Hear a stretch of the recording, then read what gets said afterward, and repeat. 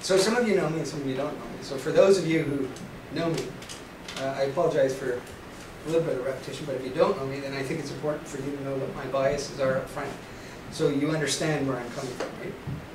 And so if you know me, again, just bear with some of the repetition, but sometimes it's actually worthwhile. I listen to Holt over and over again, in Gatto and so on, and I listen to their same talks over and over again, and I always get something new from their same talks every time I listen to it. So hopefully, even if you have been exposed to it, you'll think about it in different ways, because this is phenomenologically, you're always different, right? So what you know today and are today is not what you know and are the last time you did a course, because every day we change and we know things in a different way. So your processing of the information will be different, even though some of the things that I say might be repetitive. So, and this is again against the myth that we say in school sometimes, like, well, you've already read that book, so you can't read it again. Well, it makes no sense, right? Of course you could read it again.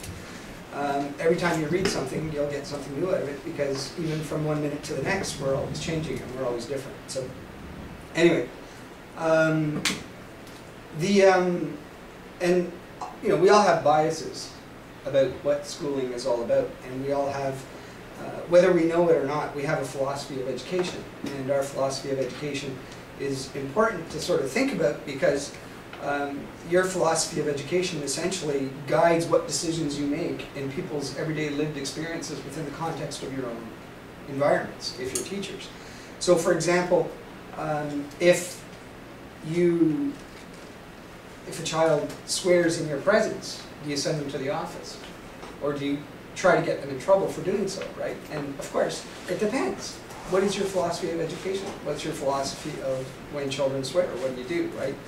And so all of this stuff is not neutral, and it's all laden in particular ideologies and philosophies. And so I think it's important for me to share with you what my ideology and my philosophy is, not so that you could all then repeat back to me what I say, but so that you have a better understanding of where I come from, right?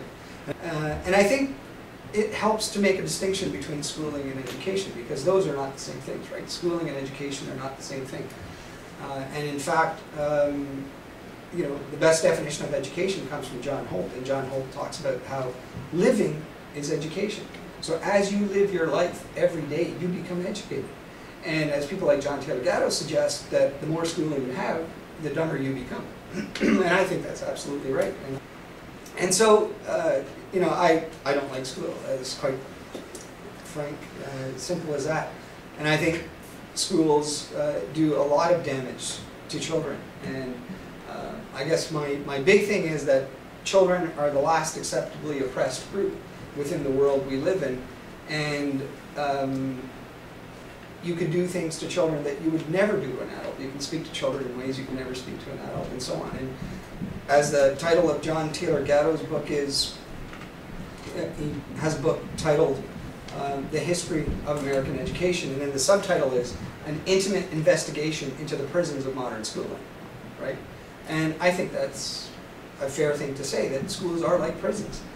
And if you look at even the environment that we're currently in now, it's very much prison-like. You don't look outside, and we're like inmates, and there are certain rules and regulations. But for children, the way it works out, it's even worse, right? Because, think about it. Children have no control over their own bodies. They have no control over their own minds when they're within the context of schooling. This is how children get dumbed down when, the more schooling they have. People tell them what they need to think and what they need to be doing and how to read a book properly, and you get graded on that, and you get judged on that. And it's, teachers who've been schooled in the tradition that continue the oppressiveness of that particular tradition. And, I'll share with you how I try to do things a little bit different to hopefully try to mitigate some of these things. But, schooling is still schooling, and that's the implications of what schools do. And children don't have control of their bodies when they're in schools, right? People tell them when they're allowed to go relieve themselves, and they have to ask permission to do things like stand up, and oftentimes get in trouble to stand up. Their imagination and their creativity is held captive by those who are within the context of the schooling environment. Whoever is in charge tells them what the curriculum is that they're supposed to be learning. So all of these things together combine to make a very oppressive culture.